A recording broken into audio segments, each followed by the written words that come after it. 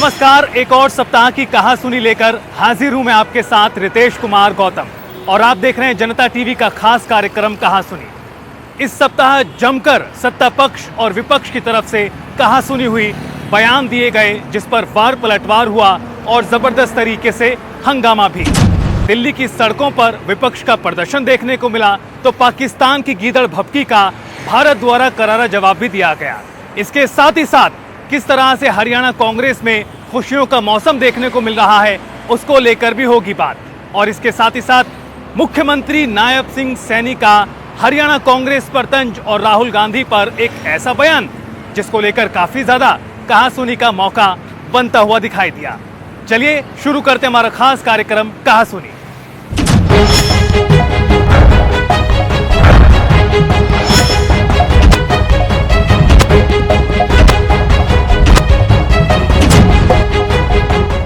हरियाणा के मुख्यमंत्री नायब सिंह सैनी अक्सर अपने बयानों को लेकर चर्चाओं में रहते हैं। इस सप्ताह सीएम सैनी ने हरियाणा कांग्रेस पर ऐसा बयान दिया, या यूं कहें कि बयान देते देते वो इतनी जोर की ठहाका लगाने लगे कि वहां मौजूद तमाम लोगों की हंसी छूट गई। मुख्यमंत्री सैनी ने हरियाणा कांग्रेस के बागी नेताओं के नाम गिनना शुरू किए और यहां तक कह दिया कि विधानसभा चुनावों में कांग्रेसियों ने भी हमारी मदद की थी। तो राहुल गांधी को लेकर भी उन्होंने तंज कस दिया। देखिए कहा सुनी की हमारी पहली रिपोर्ट। नहीं करेंगे, काफी लोग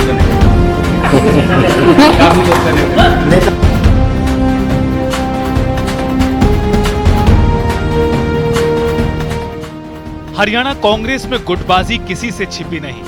कांग्रेस नेताओं ने भी गाहे बगाहे इसे स्वीकार किया है और इसे लेकर सभी पार्टियां कांग्रेस पर कहा सुनी से पीछे भी नहीं हटती। खास कार्यक्रम कहा सुनी में आपको सुनाएंगे मुख्यमंत्री नायब सिंह सैनी का कांग्रेस पर ऐसा बयान जिसे देते देते खुद मुख्यमंत्री ठहाका लगाने लगे। मौका था पंचकुला में एक बैठक का, मीटिंग हुई और इसके बाद मुख्यमंत्री मीडिया से रूबरू हुए और कांग्रेस में बागी नेताओं के नाम बताने लगे। मुख्यमंत्री नायब सैनी के अनुसार कांग्रेस पार्टी के बागी भूपेंद्र हुड्डा, दीपेंद्र हुड्डा और रणदीप सुरजेवाला। मुख्यमंत्री ने आगे कहा, कांग्रेस में सभी बागी हैं। कांग्रेस के कई बागियों ने की हमारी मदद। कांग्रेस के अंदर मेरे को ये बताइए, जो ये कह रहे कि बागियों को स्थान नहीं देंगे, सारे तो बागी हैं। महद शुद्ध कौन सा? शुद्ध तो एक भी नहीं है। हुड्डा साहब भी बागी है, हुड्डे का बेटा भी बागी है, सारे बागी हैं एक दूसरे। ये कमाल करती है। रणदीप सुरजेवाला बागी है। कितने प्रकार की कांग्रेस खड़ी है, सारी तो टोटल बागी हो रही है। बागियों पर मुख्यमंत्री ने निशाना साधा तो आगे जो कहा अब आप वो सुनिए। इन सीनियर लीडर में से आप लोगों की मदद भी करी है क्या? इन सीनियर लीडर्स में से आप लोगों की भी मदद की इधर चुनाव में किसी ने? किसने? कांग्रेस के जो बागी हैं। नहीं करी है, काफी लोगों ने करी। काफी लोग नेता प्रतिपक्ष बनना चाहिए सर। सेशन से पहले सेशन आने वाला है। नेता भाई ये विषय मेरा थोड़ी है, मैंने बनाना ये तो विषय उनका, उन्होंने बनाना, मेरा कोई विषय नहीं है। तो कुल मिलाकर मुख्यमंत्री सैनी ने कांग्रेस को सुनाने का कोई मौका नहीं छोड़ा। हरियाणा कांग्रेस से शुरू हुए तो कांग्रेस के सर्वोच्च नेता राहुल गांधी पर भी तंज कस दिया। मुख्यमंत्री बोले कि 55 साल में तो व्यक्ति रिटायर हो जाता है और राहुल गांधी नेतृत्व कर रहे हैं। जो राहुल गांधी मुद्दे उठाते हैं वो बालकपन के मुद्दे हैं। राहुल गांधी साहब उस पार्टी के नेता हैं जिसने देश के ऊपर 55 साल तक शासन किया। 55 साल में तो व्यक्ति को रिटायर कर देते हैं, सरकार रिटायरमेंट की तरफ चला जाता है। व्यक्ति 60 साल में रिटायर हो जाता है, 58 में। उसका नेतृत्व राहुल गांधी कर रहे हैं। मैं ये मानता हूं कि जो वो मुद्दे उठाता है वो बालक बुद्धि के मुद्दे हैं। मुख्यमंत्री नायब सैनी ने कई मुद्दों को लेकर कांग्रेस और राहुल गांधी पर तंज कसे। गिन गिन कर शब्दों के बाण छोड़कर कांग्रेस को निशाने पर लिया। स्पेशल डेस्क जनता टीवी। एक कहावत है, रस्सी जल गई लेकिन बल नहीं गया। दोस्तों, हिंदी की ये कहावत पाकिस्तान के ऊपर सटीक बैठती है। अभी हाल ही में भारत द्वारा ऑपरेशन सिंदूर में मुंह की खाने के बाद बुरी तरह पिटने के बावजूद भी पाकिस्तान है कि बाज आने का नाम नहीं लेता है। पाकिस्तान के आर्मी चीफ की बात करें, पूर्व विदेश मंत्री की बात करें और पाकिस्तान के प्रधानमंत्री तक की बात करें, ये तमाम नेता भारत को गीदड़ भभकी देने से बाज नहीं आ रहे, बुरी तरह से मार खाने के बावजूद भी। लेकिन पाकिस्तान की हास्यास्पद गीदड़ भभकी का भारत ने भी दो टूक और करारा जवाब दिया है। साथ ही साथ कड़ी चेतावनी भी दी है कि कोई भी बुरी नीयत का जवाब बेहद करारा ही मिलेगा। देखिए रिपोर्ट।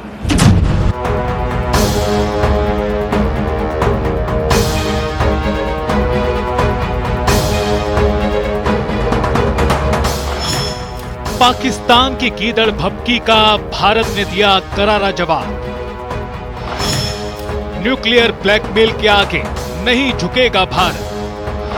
भारत की दो टूक, धमकी देना पाकिस्तान की पुरानी आदत।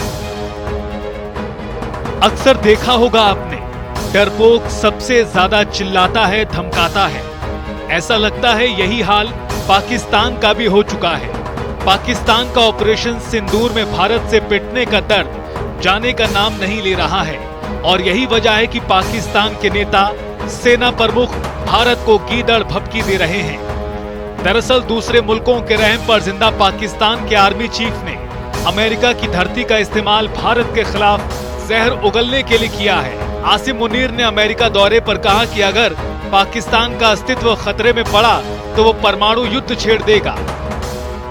आसिम मुनीर की गीदड़ भभकी, हम भारत में सिंधु नदी पर डैम बनने का इंतजार करेंगे और भारत जब ऐसा कर लेगा तो फिर 10 मिसाइल मारकर उसे गिरा देंगे। सिंधु नदी भारत की फैमिली प्रॉपर्टी नहीं है। हमारे पास मिसाइलों की कमी नहीं। हम एक परमाणु संपन्न राष्ट्र हैं और अगर हमें लगता है कि हम डूब रहे हैं तो हम आधी दुनिया को अपने साथ ले जाएंगे। दरअसल हाल ही में मुनीर ने अमेरिका का दूसरी बार दौरा किया। रविवार 10 अगस्त को एक कार्यक्रम में उन्होंने बयान दिया। पाक आर्मी चीफ के इस बयान को भारत ने आड़े हाथ लिया है। सोमवार 11 अगस्त को विदेश मंत्रालय ने कहा, परमाणु हथियार की धमकी देना पाकिस्तान की पुरानी आदत है। विदेश मंत्रालय की सख्त टिप्पणी, परमाणु हथियार की धमकी देना पाकिस्तान की पुरानी आदत है। भारत न्यूक्लियर ब्लैकमेल के आगे नहीं झुकेगा। हमें अपनी सुरक्षा करना आता है। किसी मित्र देश की धरती से की गई ये टिप्पणी खेदजनक है। दुनिया देख सकती है कि ऐसे बयान कितने गैर जिम्मेदाराना हैं। ये बातें उस देश पर भी शक पैदा करती हैं जहां परमाणु हथियारों का सुरक्षित होना तय नहीं है और सेना का आतंकियों से संबंध माना जाता है। AIMIM प्रमुख और हैदराबाद से सांसद असदुद्दीन ओवैसी ने पाकिस्तानी सेना प्रमुख आसिम मुनीर को जमकर सुनाया। ओवैसी ने मुनीर को सड़क छाप तक बताया। पाकिस्तान आर्मी चीफ की जो जबान है और जो धमकियां वो दे रहे हैं भारत को, वो कंडेमनेबल है। और अफसोसनाक बात यह है कि भारत यूएस का स्ट्रेटेजिक पार्टनर है और यूनाइटेड स्टेट्स की सरजमीन में बैठकर वो भारत को न्यूक्लियर थ्रेट दे रहे हैं और बिल्कुल ही एक सड़क छाप आदमी की तरह की जबान इस्तेमाल कर रहे हैं। तो हमारा मानना यह है कि एक पॉलिटिकल मोदी गवर्नमेंट की तरफ से एक पॉलिटिकल रिस्पांस आना चाहिए। इसे एमईए का स्टेटमेंट आया। मई के महीने में 3 दिनों के ऑपरेशन सिंदूर ने ही पाकिस्तान को घुटनों पर ला दिया था। भारत के एक्शन के आगे हालात ऐसे हो गए थे कि पाकिस्तान सीज फायर की भीख मांगने लगा। लेकिन पाकिस्तान है कि बाज नहीं आता। पहले पाकिस्तान आर्मी चीफ, फिर पूर्व विदेश मंत्री बिलावल भुट्टो और अब पाकिस्तान के प्रधानमंत्री शहबाज शरीफ ने भारत के खिलाफ युद्ध की हास्यास्पद धमकी दी है। और मैं ये बताना चाहता हूं आज दुश्मन को कि अगर तुम हमारा पानी बंद करने की धमकी देते हो तो ये बात जहन में रखना कि पाकिस्तान की एक बूंद भी तुम पाकिस्तान से छीन नहीं सकते। उस खुदाए बुजुर्गो बरतर की कसम है कि अगर तुमने ये हरकत की तो दोबारा तुम्हें वो सबक सिखाएंगे कि तुम कानों को हाथ लगाओगे पाकिस्तान का तुम कभी भी। गौरतलब है कि भारत ने पहलगाम में 22 अप्रैल को हुए आतंकी हमले के दूसरे दिन 24 अप्रैल को पाकिस्तान के साथ 65 साल पुराना सिंधु जल समझौता रोक दिया था, जिससे पाकिस्तान बौखला गया है। भारत द्वारा सिंधु जल संधि तोड़ने से पाकिस्तान बूंद बूंद पानी के लिए गिड़गिड़ा रहा है। नापाक पाकिस्तान आर्मी चीफ और फिर पाकिस्तानी पीएम दोनों के बयान में हार की खींच साफ दिखाई देती है। पाकिस्तान को अभी जो ऑपरेशन सिंदूर में उसकी पिटाई हुई है, उससे सबक लेना चाहिए। इस प्रकार के गिद्दड़ भक्तियों में ना भारत कभी आया है और ना कभी आएगा। भारत अपनी जनता के हितों का ध्यान रखेगा और सिंधु जल समझौता रद्द हो चुका हुआ है। सिंधु नदी हमारी नदी है। अभी हाल ही में ऑपरेशन सिंदूर को लेकर air chief marshal Amarpreet Singh ने खुलासा किया था कि युद्ध के दौरान पाकिस्तान के 6 फाइटर जेट हमने ढेर किए थे। भारत की कार्रवाई में पाकिस्तान को भारी नुकसान हुआ। गौरतलब है कि 22 अप्रैल को पहलगाम में आतंकी हमला हुआ था, जिसके जवाब में भारत ने ऑपरेशन सिंदूर को अंजाम दिया। इसमें पाकिस्तान में मौजूद 9 आतंकी ठिकानों को ध्वस्त कर दिया गया। इसके बाद से ही पाकिस्तान बौखला गया है। स्पेशल डेस्क जनता टीवी। और अब बात हरियाणा कांग्रेस को लेकर, जो पिछले 1 दशक से भी ज्यादा लंबे वक्त से और राजनीतिक दलों के निशाने पर रहती थी, इस वजह से क्योंकि हरियाणा कांग्रेस में संगठन ही नहीं था। लेकिन आखिरकार 11 सालों के लंबे इंतजार के बाद हरियाणा कांग्रेस में जिला अध्यक्षों की नियुक्ति कर ही दी गई और जैसे ही सूची जारी हुई, हरियाणा कांग्रेस में खुशियों का मौसम मानो आ गया हो और लगातार बयान भी नेताओं के सामने आ रहे हैं। देखिए।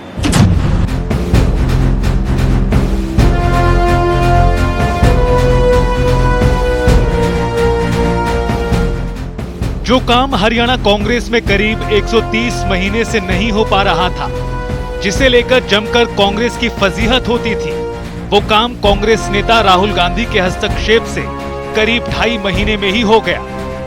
जी हां, ये कांग्रेस के लिए उपलब्धि से कम नहीं कि 11 साल के लंबे इंतजार के बाद हरियाणा कांग्रेस में जिला अध्यक्षों की घोषणा की गई है। कांग्रेस को अपने ही संगठन में जिला अध्यक्ष बनाने में काफी जद्दोजहद करनी पड़ी। देखिए, 11 साल के बाद जो है हरियाणा में जिला के अध्यक्ष बने हैं। पार्टी का ये कार्रवाई हाईकमान ने फैसला लिया है और क्योंकि 11 साल के बाद बना है तो सब मिलकर, मेरी शुभकामनाएं भी हैं सबको, और सब मिलकर पार्टी को मजबूत करेंगे। हमारे जिले के हो गया, अब जिले की कमेटी बनेगी, उनके सचिव बनेंगे, वाइस कार्यकारी अध्यक्ष बनेंगे, वाइस प्रेसिडेंट बनेंगे, पूरा संगठन मजबूत रहेगा, नीचे तक बनेगा ब्लॉक। पूर्व मुख्यमंत्री भूपेंद्र हुड्डा ने सभी जिला अध्यक्षों को अपनी शुभकामनाएं देते हुए हरियाणा में कांग्रेस की मजबूती का दम भरा। आइए फटाफट आपको बताते हैं ग्राफिक्स के माध्यम से कैसी टीम बनी है हरियाणा कांग्रेस की। अंबाला छावनी से परविंदर परी, अंबाला सिटी से पवन अग्रवाल, अंबाला ग्रामीण से दुष्यंत चौहान, यमुनानगर ग्रामीण से नरपाल सिंह, यमुनानगर शहरी से देवेंद्र सिंह, पानीपत रूरल से रमेश मलिक, करनाल शहरी से पराग गाबा, करनाल ग्रामीण से राजेश वैद्य, कुरुक्षेत्र से मेवा सिंह, पंचकुला से संजय चौधरी, हिसार शहरी से बजरंग दास गर्ग, हिसार ग्रामीण से ब्रिजलाल खोवाल, सिरसा से संतोष बेनीवाल, फतेहाबाद से अरविंद शर्मा, भिवानी ग्रामीण से अनिरुद्ध चौधरी, भिवानी शहर से प्रदीप गुलिया, चरखी दादरी से सुशील धानक, गुरुग्राम ग्रामीण से वर्धन यादव, गुरुग्राम शहरी से पंकज डावर, नूह से शहीदा खान, महेंद्रगढ़ से सत्यवीर यादव, रेवाड़ी ग्रामीण से सुभाष छाबड़ी, रेवाड़ी शहर से प्रवीण चौधरी, झज्जर से संजय यादव, रोहतक शहर से कुलदीप सिंह, रोहतक ग्रामीण से बलवान सिंह रंगा, सोनीपत ग्रामीण से संजीव दहिया, सोनीपत शहर से कमल दीवान, पलवल से नेत्रपाल अधाना, फरीदाबाद से बलजीत कौशिक, जींद से ऋषिपाल हैबतपुर और कैथल से रामचंद्र गुर्जर बने जिलाध्यक्ष। हरियाणा में 11 साल के लंबे इंतजार के बाद कांग्रेस का संगठन बन चुका है। कांग्रेस पर्यवेक्षकों की रिपोर्ट और राज्य के प्रमुख नेताओं के साथ हुए सलाह मशवरा के बाद पार्टी हाईकमान ने मंगलवार की रात 32 जिलाध्यक्षों की सूची जारी कर दी। पानीपत ग्रामीण के जिलाध्यक्ष का नाम लंबित है, जिसकी घोषणा बाद में होगी। हरियाणा में यूं तो 22 जिले हैं, लेकिन पार्टी ने संगठनात्मक रूप से ग्रामीण और शहरी मिलाकर 33 जिले बनाए हैं, जिनमें से 32 के नाम का ऐलान किया गया। कांग्रेस के संगठन की खास बात यह है कि बिल्कुल नए चेहरों को जिलाध्यक्ष पद की कमान सौंपी गई है। जिलाध्यक्ष ऐसे कार्यकर्ताओं को बनाया गया जो लंबे समय से फील्ड में सक्रिय थे। खुशी की बात है कांग्रेस पार्टी के लिए हरियाणा प्रदेश में जो 11 साल से संगठन नहीं बन पाया था, उसकी शुरुआत हो गई है और जो मेन कड़ी है जिलाध्यक्षों की, उनकी घोषणा हो गई है। अब बहुत शीघ्र ही ब्लॉक में और जो जिले में जो कार्यकारिणी का गठन हो जाएगा, प्रदेश में कार्यकारिणी का गठन हो जाएगा, ऐसा हम पूरी तरह से विश्वास के साथ कह सकते हैं। और संगठन जब मजबूत होगा तो निश्चित तौर से पार्टी की गतिविधियों में अच्छी तरह से उसमें बढ़ोतरी। भूपेंद्र हुड्डा की बात हो, उदय भान की बात या कुमारी सैलजा, तमाम नेता खुश हैं। सभी संगठन बनने से खुश नजर आ रहे हैं, राहत की सांस लेते नजर आ रहे हैं। हुई है, डिस्ट्रिक्ट प्रेसिडेंट हमारे बने हैं। इस बात की हमें खुशी है कि संगठन में एक नई जान आई है और आगे काम होगा, लेकिन इस काम को हमने नीचे तक भी ले जाना है और ऊपर तक भी ले जाना है, पीसीसी लेवल तक भी और नीचे बूथ लेवल तक भी ले जाना है। तो बहुत बड़ी जिम्मेदारी दी गई है और मुझे पूरा विश्वास है कि लोग हमारे जो भी अब चुने गए हैं डिस्ट्रिक्ट प्रेसिडेंट्स, वो इसे निभाएंगे। और मैं यही चाहूँगी कि सब कोऑपरेट करें और पार्टी में जो नई जान राहुल जी देना चाहते हैं वो आएगी। कांग्रेस संगठन का निर्माण में कांग्रेस ने पुराने और जमीनी कार्यकर्ताओं को जगा दी है, तो साथ ही सभी वरिष्ठ नेताओं में संतुलन बनाने का भी प्रयास किया है। अभी कुल 32 जिलाध्यक्ष बनाए गए हैं। सिर्फ एक पानीपत शहरी पर फैसला पेंडिंग। जिलाध्यक्षों में 19 हुड्डा समर्थक, 11 जिलाध्यक्ष सैलजा समर्थक और एक सुरजेवाला और कैप्टन अजय यादव का करीबी। कांग्रेस की जिलाध्यक्षों की सूची में क्षेत्रवार समीकरण भी साधा गया। GT belt, Bangar, Ahirwal, Deswali belt के साथ साथ दक्षिण हरियाणा का भी नेतृत्व है। बात करें जातीय समीकरण की, तो कांग्रेस संगठन में पिछड़े 12 जिलाध्यक्ष बने। जाट 7, दलित 3, ब्राह्मण 2, बनिया 2, पंजाबी समाज से 3, राजपूत 2 और जट सिख 1। कांग्रेस जिलाध्यक्षों की सूची जारी होने से कांग्रेस नेताओं और कार्यकर्ताओं में खुशी दौड़ गई है, लेकिन दूसरी तरफ कैबिनेट मंत्री अनिल विज कांग्रेस पर चुटकी लेते नजर आए। देखिए, आप खुद ही कह रहे हैं कि 11 साल के बाद, इसका मतलब ये है कि अभी तक ये बिना संगठन के ही पार्टी चला रहे थे। ये इनको संगठन, इनके पास ना इनको बनाना आता है। प्रजातांत्रिक पार्टी में ऊपर से नॉमिनेशंस हो रही हैं, जबकि बाकी पार्टियों में नीचे से ऊपर जाते हैं। पहले मंडल के चुनाव होते हैं, फिर जिले के चुनाव होते हैं, फिर प्रदेश के चुनाव होते हैं, फिर राष्ट्रीय चुनाव होते हैं। पर इनका तो जैसे घी की एजेंसी बांटी जाती है कि पहले ऊपर से वो नेशनल डिस्ट्रीब्यूटर बनाता है, फिर वो स्टेट लेवल पर बनाता है, फिर जिला लेवल पर बनाते हैं। अब ये जिला लेवल के बन गए हैं, अब ये स्थानीय स्तर पर। 11 साल बाद कांग्रेस संगठन में नई हलचल देखने को मिल रही है, लेकिन क्या अब कांग्रेस में कहासुनी का दौर खत्म होगा, ये वक्त ही बताएगा। हालांकि अभी तक किसी भी रूप में पार्टी के भीतर इस सूची पर असंतोष का माहौल नहीं। लगता है दिल्ली का संदेश हरियाणा कांग्रेस तक पहुंच चुका है। स्पेशल डेस्क, जनता टीवी। और कहासुनी में अब आखिरी रिपोर्ट दिल्ली में हुए प्रदर्शन को लेकर। जी हां, एक लंबे अरसे के बाद दिल्ली की सड़कों पर समूचा विपक्ष एक साथ नजर आया और प्रदर्शन करता नजर आया। सामने था चुनाव आयोग और मुद्दा था एसआईआर के साथ साथ कथित वोट चोरी का, जिसे लेकर राहुल गांधी के नेतृत्व में समूचा विपक्ष दिल्ली की सड़कों पर उतरा, प्रदर्शन किया और एकजुटता भी दिखाई गई। लेकिन सामने से सत्ता पक्ष की तरफ से भी पलटवार किया गया। देखिए इस रिपोर्ट में। चुनाव आयोग के खिलाफ विपक्ष की हुंकार, क्योंकि सच्चाई देश के सामने है और ये जो लड़ाई है ये राजनीतिक नहीं है, ये कॉन्स्टिट्यूशन की लड़ाई है। राहुल गांधी के नेतृत्व में हुआ बड़ा प्रदर्शन। डरे हुए कायर हैं, सरकार कायर है। वोट चोरी और एसआईआर पर जमकर कहा सुनी। एक परिवार का वजह से देश इतना नुकसान नहीं झेल सकता है। लोकसभा में नेता प्रतिपक्ष राहुल गांधी की अगुवाई में इंडिया ब्लॉक के नेताओं ने सोमवार को राष्ट्रीय राजधानी में शक्ति प्रदर्शन किया। राहुल गांधी के नेतृत्व में पूरा विपक्ष चुनाव आयोग को लेकर आर पार के मूड में नजर आ रहा है।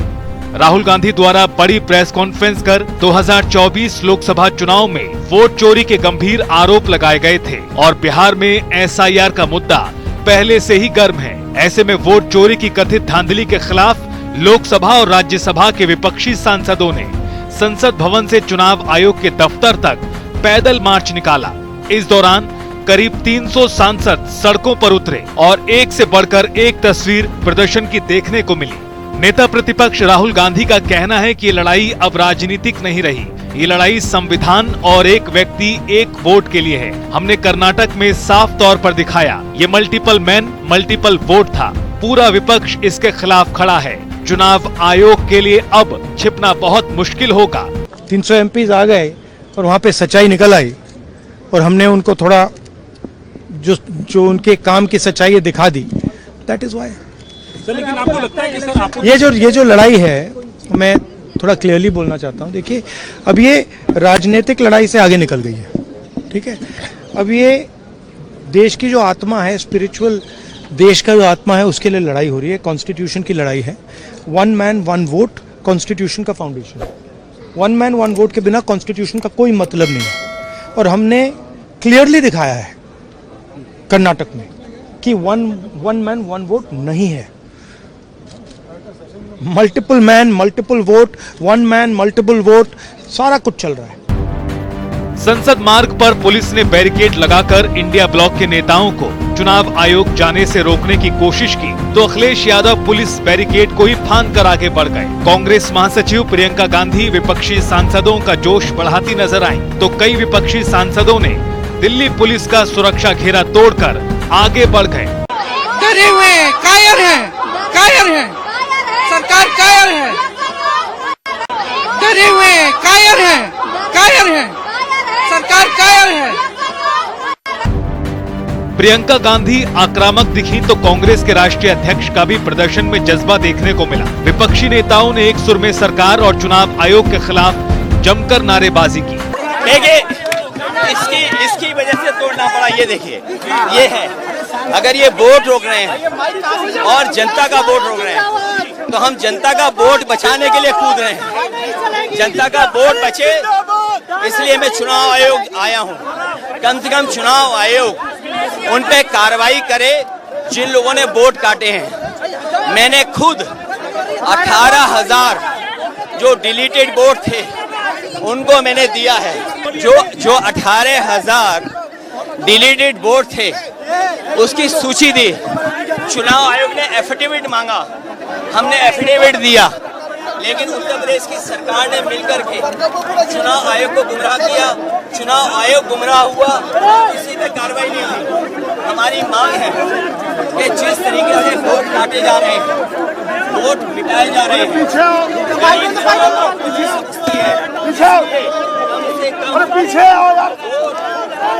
सबका वोट बने, आयोग इंतजाम करे, वोट डुप्लीकेट वोट न पाए। कांग्रेस अध्यक्ष मल्लिकार्जुन खड़गे, राहुल गांधी और प्रियंका गांधी से लेकर समाजवादी पार्टी के प्रमुख अखिलेश यादव, एनसीपी एसपी के चीफ शरद पवार, टीएमसी सांसद अभिषेक बनर्जी समेत विपक्षी इंडिया ब्लॉक के सभी सांसदों तक पैदल मार्च किया। हालांकि अनुमति नहीं होने का हवाला देकर पुलिस ने मार्च रुकवाया और नेताओं ने अपनी गिरफ्तारी दी। दूसरी तरफ बीजेपी की तरफ से विपक्ष पर सवाल उठाए गए हैं। एक आदमी का नासमझ और एक परिवार का वजह से देश इतना नुकसान नहीं झेल सकता है। पार्लियामेंट को रैंसम में नहीं रख सकता है। ऑपोजिशन के भी कई एमपीज ने आकर के बताया कि वो मजबूर है, उनका नेता जबरदस्ती हंगामा करने देते हैं। यहाँ लोग पार्लियामेंट में चुन के आए हैं जनता का बात रखने के लिए, लेकिन हर दिन हंगामा करते रहेंगे तो फिर एमपी बना क्यों है? कांग्रेस अब लगातार इसे सियासी मुद्दा बनाने में जुट गई है और लोगों का समर्थन हासिल कर रही है।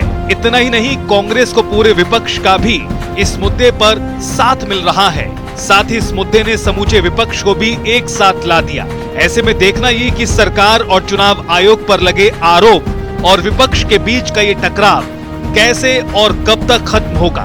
स्पेशल डेस्क, जनता टीवी। तो देश की राजनीति में इस सप्ताह किस तरह की कहासुनी थी वो आपने देखा हमारे इस खास कार्यक्रम के जरिए। दिल्ली की सड़कों पर प्रदर्शन था तो बयानों को लेकर भी जबरदस्त हंगामा था। फिलहाल इस बुलेटिन में इतना ही। वक्त हो चला एक ब्रेक का, फिर होगी मुलाकात। तब तक के लिए नमस्कार।